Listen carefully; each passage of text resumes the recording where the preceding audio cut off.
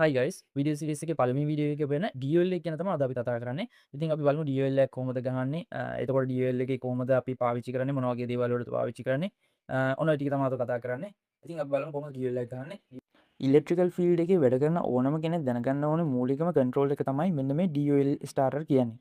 නැත්නම් direct online starter. අද මේ වීඩියෝ එකෙන් අපි ඉගෙන ගන්නවා DLL ස්ටාර්ටර් කියන්නේ මොකක්ද? ඒවට අවශ්‍ය කොම්පෝනන්ට්ස් මොනවද? පවර් වයරින් සහ කන්ට්‍රෝල් වයරින් සම්බන්ධ කරන ආකාරය. හෝල්ඩින් සර්කිට් එක වැඩ කරන විදිය. නැත්නම් සෙල්ෆ් හෝල්ඩින් එක. අන්තිමට අපි කරනවා පැට්‍රිකල් ටෙස්ටින් එක. ඒක මම කලින් කිව්වා වගේ අපි කරන්නේ අර සිමියුලේටර් ඇප් එක මගින් තමයි. ඉතින් ගයිස් වීඩියෝ එක අවසාන වෙනකම් බලන්න. අපි මුලින්ම බලමු DOL එකක් කියන්නේ මොකක්ද කියලා. DOL කියන්නේ ඩිරෙක්ට් ඔන්ලයින් කියන එක. ඒ කියන්නේ මෝටර එකට සප්ලයි වෝල්ටේජ් එක ඍජුවම ලබා දී ස්ටාර්ට් කරන ක්‍රමයට. මේ ඉන්ඩස්ට්‍රියල් ෆීල්ඩ් එකේ බහුලව භාවිතා කරන මෝටර් ස්ටාර්ටින් මෙතඩ් එකක් විදිහටත් කියන්න පුළුවන්. ඒ වගේම DOL එකක් භාවිතා කිරීමෙන් මෝටර එක ස්ටාර්ට් කරගන්න වගේම ස්ටොප් කරගන්න ඕලෝඩ් ප්‍රොටෙක්ෂන් එකත් මේ මගින් ලැබෙනවා. ඒ නිසා මෝටරේ ආරක්ෂා වෙනවා. හරි. දැන් බලමු DOL ස්ටාර්ටර් එකක් හදාගන්න අවශ්‍ය කොම්පෝනන්ට්ස් මොනවද කියලා. MCB එකක්, කන්ටැක්ටර් එකක්, ඕලෝඩ් රිලේ එකක්. තව අපිට ඕනි වෙනවා ස්ටාර්ට් එකට පුෂ් බටන් එකක් වගේම ස්ටොප් එකට පුෂ් බටන් එකක්.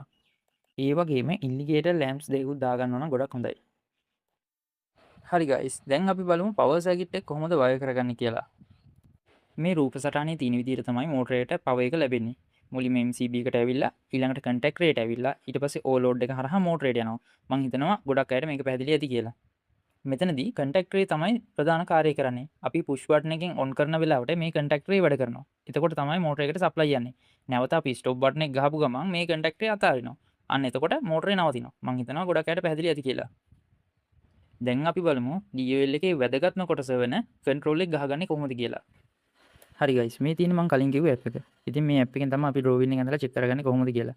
ඉතින් අපි පවර් ඩ්‍රෝවින් එක අඳින්නේ මේ වම් පැත්තේ තියෙන මම කලින් කතා කරපු ඩ්‍රෝවින් එක විදිහටමයි.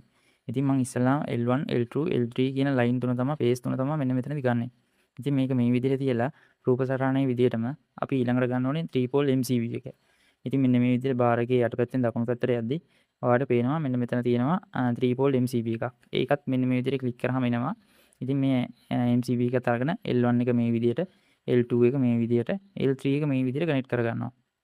ඉතින් ගයිස් ඔන්න දැන් අපි 3 pole එක වයර් කරගෙන ඉවරයි. ඊට පස්සේ රූප සටහනේ විදිහට අපිට ඊළඟට ඕනි කන්ටැක්ටර් කොයිල් එක.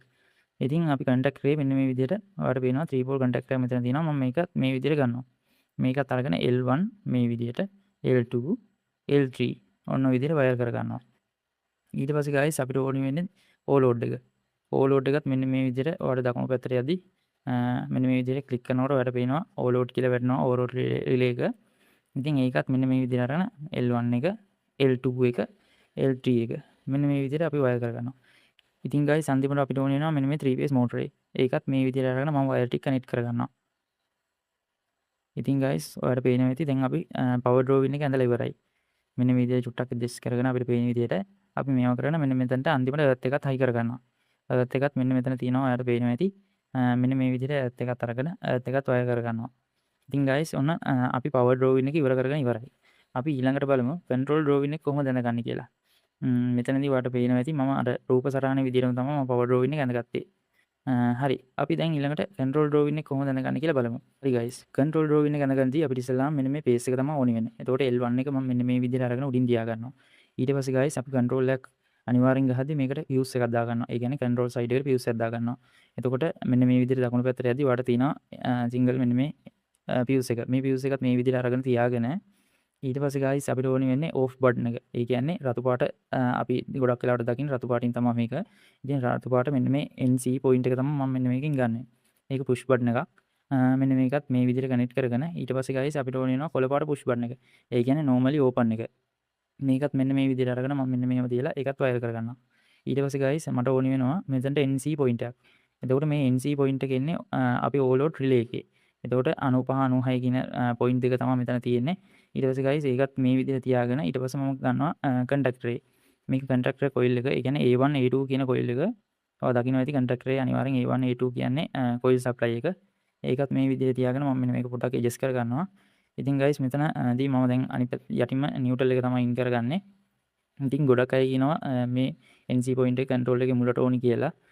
මම හිතන්නේ ඒක ලොකු ගැටලුවක් කියලා. මම මේක ප්‍රැක්ටිකලි මම කරද්දී අනිවාර්යයෙන්ම මම දාන්නේ මේක කොයිල් එක ගාවට. ඒකට හේතුව මම වයර් අඩු කරගන්නත් ඕනි හින්දා.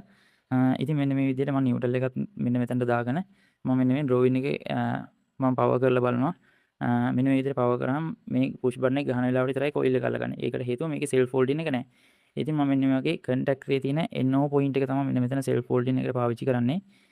ඒක මෙන්න මේ පුෂ් බටන් එකට, ඒ කියන්නේ NC එකට යටින් තමයි වයර් කරලා ඕවර්ලෝඩ් එකට යන තැන තමයි මම ඉන් කරන්නේ. ඉතින් ගයිස් අපි දැන් ප්ලේ කරලා බලමු. ඔන්න මම MCB එක ඔන් කරලා පුෂ් බටන් එක ගහම කන්ටැක්ට් එක අල්ලනවා. NC බටන් එක ගහුවම කන්ටැක්ට් එක අතාරිනවා. දැන් ගයිස් අපේ පවර් කන්ට්‍රෝල් එක ගොඩාක් දුරට ඉවරයි. ඉතින් ගයිස් මම කලින් කිව්වා වගේ මේකට මම ඉන්ඩිකේටර්ස් දෙකක් පාවිච්චි කරනවා. මොකද කන්ටැක්ට් එක අල්ලලාද නැද්ද? එතකොට ට්‍රිප් වෙලාද කියලා බලා ගන්න අපිට ඉන්ඩිකේටර්ස් දෙකක් දා ගන්න පුළුවන්. ඉතින් මම මෙන්න මේ වගේ කොළ පාට ඉන්ඩිකේටර් එකක් අරගෙන මෙතනට මෙන්න මේ විදිහට තියාගන්නවා. ඊට පස්සේ මම අනිත් ඉන්ඩිකේටරේ දාගන්නේ ට්‍රිප් පොසිෂන් එකට. ඒ කියන්නේ ඕවර්ලෝඩ් එක ට්‍රිප් වුණොත් අපිට දැනගන්න තමයි මේ මම මෙන්න මේ කහ පාට ඉන්ඩිකේටරේ දාන්නේ. ඉතින් ගයිස් මේකෙත් මම මෙන්න මේ විදිහට දාගෙන මම මෙන්න මෙතනට මෙන්න මේ කොළ පාට ඉන්ඩිකේටරේ අල්ලන්නේ කන්ටැක්ට් එකේ තියෙන NO පොයින්ට් එකෙන්ම තමයි. එතකොට ගයිස් මෙන්න මේක මේ විදිහට තියාගෙන මම ඉන්ඩිකේටරේට වයර් කරගන්නවා. මෙන්න මෙතනින් මෙහෙම කනෙක්ට් කරගෙන මේක ගයිස් මම දාන්නේ පුෂ් බටන් එකේ උඩ පැත්තෙන්. හේතුව පුෂ් බටන් එක ගහද්දිවත් මේ ඉන්ඩිකේටර් එක මෙයා වෙන්නේ නැති වෙන්න. ඒක අනිවාර්යෙන් පුෂ් බටන් එක උඩින් දානවා. ඒ කියන්නේ පියුස් එකේ යටින් අපි මේක ඉන් කරගන්නේ. ඉතින් ගයිස් ඊට පස්සේ මම ට්‍රිප් පොසිෂන් එකට දාගත්ත ඉන්ඩිකේටරේ කහපාට ඉන්ඩිකේටරේ මේකටත් මම ඕපන් පොයින්ට් එකක් දා ගන්නවා. මේක මේ පොයින්ට් එක තමයි ඕවර්ලෝඩ් එකේ තියෙන පොයින්ට් එක. මේක නෝමලි ඕපන් පොයින්ට් එකක් එතන තියෙන්නේ. ඉතින් මේකත් අරගෙන මම දැන් ඔන්න මේ විදිහට වයර් කරගෙන මම පුෂ් බටන් එක ගමම ඔයාලට පේනවා ඇති කන්ටැක්ට් එක අල්ලනවා. ඒකම කොළ පාට ඉන්ඩිකේටරේත් පත්තු වෙනවා. ඉතින් ඔන්න ඔය විදිහට තමයි අපි කන්ට්‍රෝල් ඩ්‍රෝවින් එකත් අඳින්නේ.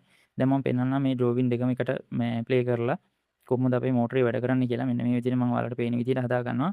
ඉතින් මම මෙන්න මෙතන මගේ කන්ට්‍රෝල් එකේ සිංගල් ඒ කියන්නේ පියුස් එකත් මෙන්න මේ විදිහට ඔන් කරගෙන මම මෙන්න මෙතනින් ප්ලේ කරගන්නවා. ඒ කියන්නේ පවර් කරගන්නවා. ඊට පස්සේ 3 පෝල් MCB එකයි සිංගල් පෝල් එකයි ඔන් කරගන්නවා. ඒතකොට මගේ කන්ට්‍රෝල් එකටයි මෝටරේටයි දෙකටම පවර් වෙලා තියෙන්නේ.